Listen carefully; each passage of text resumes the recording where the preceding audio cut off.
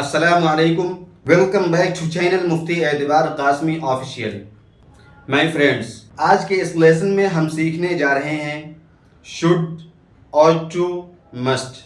इन तीनों helping verbs के बारे में. तो आइए समझते हैं इनका मीनिंग्स क्या है और इनका सेंटेंस में इस्तेमाल किस तरीके से होगा. should, ought to and must. यह तीनों एक ही फैमिली के हेल्पिंग वर्ब्स हैं. इन तीनों का मीनिंग्स और सेंटेंस में इस्तेमाल तकरीबन एक ही जैसा है.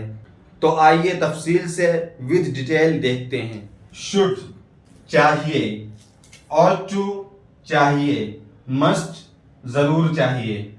शुड का इस्तेमाल होता है एडवाइस, ओपिनियन यानी मशवरा और राय के लिए.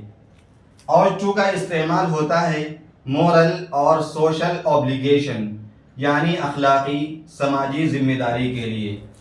और मस्ट का इस्तेमाल होता है, उर्दू में एक लफ्ज़ है ताकीद, यानी कोई चीज़ ज़रूरी हो या कोई चीज़ अहम हो तो मस्ट का इस्तेमाल होता है नेसेसरी, यानी कोई काम ज़रूरी हो या कोई चीज़ अहम हो तो उनके लिए मस्ट का इस्तेमाल करते हैं. तो आइए अब देखते हैं इनका सेंटेंस कैसे बनेगा. इनका रोल और स्ट्रक्चर क्या है. तो सबसे पहले रखेंगे subject plus modal verbs plus verb first form. देखिए वर्ब की 3 फॉर्म आती है, first form, second form and third form. इस पर हमने पहले वीडियो बना रखी है, उस वीडियो को वहां देखें. तो मॉडल वर्ब के बाद हमेशा फर्स्ट फॉर्म आएगी, उसके बाद आएगा ऑब्जेक्ट. तो सबसे पहले सब्जेक्ट यानी मुब्तदा को रखेंगे, उसके बाद रखेंगे मॉडल वर्ब को, उसके बाद रखेंगे मेन वर्ब को, उसके बाद ऑब्जेक्ट. जैसे you should go home, you should go home, आपको घर जाना चाहिए. यही जुमला अगर नेगेटिव बनाना है तो शुड के बाद हेल्पिंग वर्ब के बाद नोट का इजाफा कर देंगे. अब जुमला होगा you should not go home, आपको घर नहीं जाना चाहिए. अब सवालिया मुस्बत बनाना है तो मुस्बत वाले हेल्पिंग वर्ब को उठा करके शुरू में रख देंगे, जुमला इंट्रोगेटिव अफर्मेटिव बन जाएगा. शुड यू गो होम, क्या आपको घर जाना चाहिए. और अगर सवालिया मनफी बनाना है तो मनफी वाले हेल्पिंग वर्ब को उठा करके शुरू में रख देंगे और नोट जहां है वहीं रहेगा. कहेंगे should you not go home, should you not go home, क्या आपको घर नहीं जाना चाहिए. और अगर WH फैमिली से बनाना है तो सबसे पहले WH फैमिली का वर्ड लाएंगे, जैसे है वर्ड कब यानी when should you go home, when should you go home, आपको घर कब जाना चाहिए. When should you not go home, आपको घर कब नहीं जाना चाहिए. एक लफ्ज है होम. होम अपने से पहले टू कभी कबूल नहीं करता, यानी गो टू होम नहीं कह सकते. बाकी के साथ जहां भी गो आएगा उसके बाद टू आना जरूरी है. यानी हम ये कह सकते हैं go to hospital, go to house, go to madrasa, go to market. लेकिन जब गो के बाद होम का इस्तेमाल करेंगे तो वो डायरेक्ट इस्तेमाल करेंगे, दरमियान में टू नहीं लाएंगे. अगर हम दरमियान में टू लाते हैं तो जुमला गलत हो जाएगा, सही नहीं होगा. You should go home, you should not go home, should you go home, should you not go home, when should you go home, when should you not go home.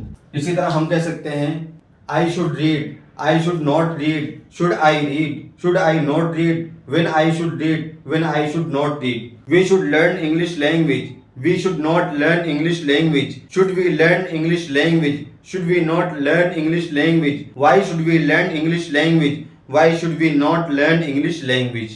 तो इस तरह तमाम नाउन और प्रोनाउन पर जुमले बनाकर मश्क कर सकते हैं. आई के साथ, यू के साथ, शी के साथ, दे के साथ, यू के साथ, इसी तरह सिंगुलर के साथ, प्लूरल के साथ एटसेट्रा. अब आइए देखते हैं ought to का इस्तेमाल. तो ought to का इस्तेमाल होता है मोरल और सोशल ऑब्लिगेशन यानी अखलाकी और समाजी जिम्मेदारी के लिए.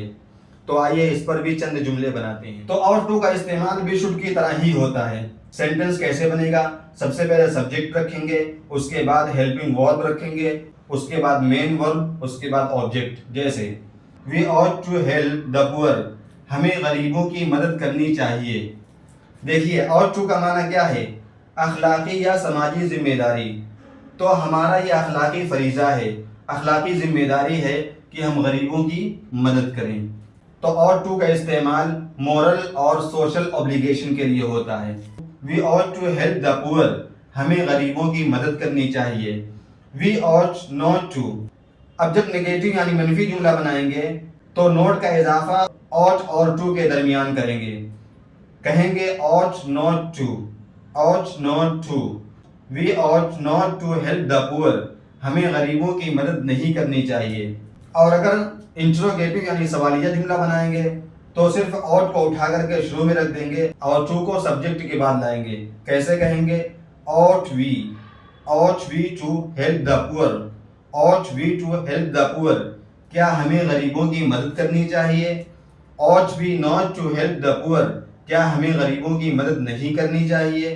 why ought we to help the poor. ہمیں کیوں غریبوں کی مدد کرنی چاہیے؟ why ought we not to help the poor. why ought we not to help the poor.